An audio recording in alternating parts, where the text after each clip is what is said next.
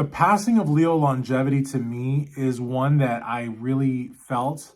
We were not friends, and I don't know that we even really talked on DM very much or YouTube or whatever, but I really liked his content. Like, I really truly did. I see myself as a journalist. I've written hundreds of articles for ironmagazine.com. I've had the show at MD. I've written Muscle in the Morning for RX, and Strength Addicts has been going since 2008. So I feel like I have a pretty strong claim to being a bodybuilding journalist. And even though I've never been viral, back, I don't know, 8, 9, 10, definitely 10 years ago plus, I have videos in my Spanish catalog here on Strength Addicts where, I'm eating a meal, drinking a bottle of water, just talking to talk. And I've got 50,000, 100,000, 150,000 views with a truckload of comments. And if I wanted to milk that, I could have made this a Spanish channel, and who knows where I would have gone.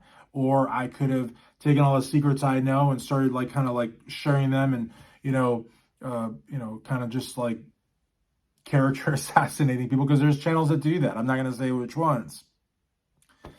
My goal was never to be viral, though. My goal was to be a working class journalist, write articles, make videos, cover bodybuilding shows. That's what, my MO was. But I know of people, I saw people that I knew of, like on a one-on-one basis. Nick Strength and Power is from Cincinnati. That's an hour and a half from here. I mean, I saw that guy all the time. I have seen people go from being a very small YouTuber to exploding, right? And I will say that happened for Leo.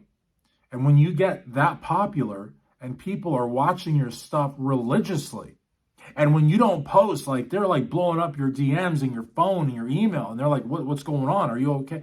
So, when he fought with so many people on RX Muscle, it wasn't a surprise to me, because that's kind of comes with the dinner. You know what I mean? It's you can't get that big and get along with everybody. It just doesn't work. You can try to make it work, but it just doesn't work. Tony Hughes, what he does, God bless him, but he's all the way in Thailand, and he only collabs with people that he really likes. And if you'll notice, he's not on RX every week. He might go once every 3 months. You know what I mean? But Leo, on the other hand, when Amin, right? I think it was Amin that brought him to RX, or was it Romano? I don't know who it was, but somebody brought him to RX, and then he was on there every week.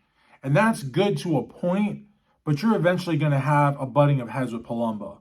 It's just going to happen. It's not that Dave's a bad guy, but that's his show. So if you start becoming a regular on his show, anytime you have a disagreement with him, it's just going to build. It's going to build, and at some point it's going to blow up. And I think the same can be said with he worked a lot with Boston Lloyd. Boston was a nice guy, but I had a lot of run-ins with Boston. And, I even offered Boston work with Iron Mag Labs. And what did he do? He went on to Muscle Sport and he trashed me. But then the next day he was like, are we going to work together? I'm like, hell no, we're not going to work together. Did you just not trash me on a Muscle Sport like the day before? But that's how Boston was wired. Boston wasn't all there. God rest his soul, but he wasn't all there. I have a really good interview with Jerry Ward, may he rest in peace, where we actually talked about Boston, but that never actually saw light, because I told Jerry, I said, Jerry, we're saying things on here, and I can say it now because Jerry's gone, God rest his soul, but Jerry thought that Boston had Asperger's, and Jerry thought that Boston had some really high spectrum issues of autism, and we didn't want to put that out there. We didn't want to compare Boston to Jason Genova. I love Jason. I don't think Jason has autism, but I'm just saying, that's the conversation that I had with Jerry. We never put that out there because I told Jerry, and I've got this all proof of this, and Jerry thanked me for it, because Jerry was a no bullshit kind of guy. Jerry was no censorship. Jerry was like, let's just put this out there. Whatever happens, happens. But when I brought it to Jerry's attention, I said, look, Jerry, I'm not looking for hits. I don't want to put you in a bad spot. I don't want to put him in a bad spot. Jerry thanked me for it, and we decided not to put that out there. But what I'm saying is, Leo was working with Boston nonstop. Jerry had issues with Boston from a faraway distance. They couldn't get along together from a faraway distance. And here Leo was working with the guy every day. So what I'm saying is, when you're working with somebody every single day, or you're making appearances on somebody else's outlet every single week, you're bound to, butt heads. And the problem is I think that Leo butted heads with Johnny Bravo, who's a really, really cool guy, butted heads with Tony Hughes, more than likely, butted heads with RX Crew, which we know for a fact. And so, he got to a point where he had a lot of belligerence in an audience, in a segment that's not all that big to begin with. And so then he moves to Thailand, where that's like living on another planet. You know what I mean? Because you're not, you know, when we're dealing with social media, it's like everybody's like right next door to you, right? To a point. But when you move to the other side of the world and you're reclusive, you know, and then you've got issues with a lot of different people, it's like, you know, it puts you in a really weird situation. And so from everything that I've heard, it sounds like he was like trying to come back, trying to make amends. Look, guys, you know, it takes a man to make amends. I believe that he was capable of doing that.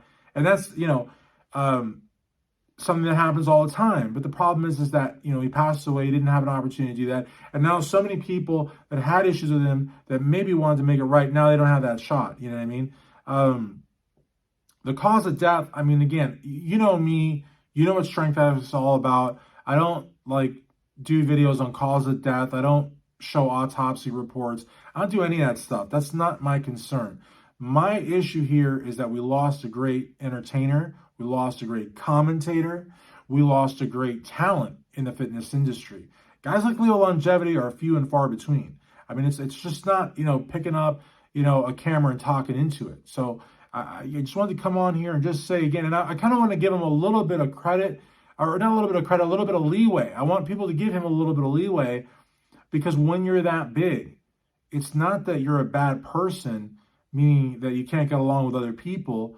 When you get that big and you know, you start going on different outlets, there's a lot of like baggage there, you know what I mean? Especially like when he would go to other outlets and disagree. Sometimes people bring you on their outlet because they want you to agree. They don't want you to be like the one to disagree. They don't want you to be the resisting one. They don't want you to basically steal their thunder. They don't want to bring you on their outlet and you be the star of it. So I just think, and there's no school for being a social media influencer. There's no do's and don'ts. You know what I mean? And let's face it, the guy said what he wanted to say. He said what was on his mind. You know, you have someone that's brutally honest like that, they're not going to want to play by anybody else's rules. But when you don't play by those rules, then you start to have issues. And so I definitely mourn his passing. And I'm not here to talk about cause of death. I don't care about cause of death. He's dead. That's what I care about. He's no longer with us. He's a great talent. We're going to miss him. Rest in peace, Leo Longevity.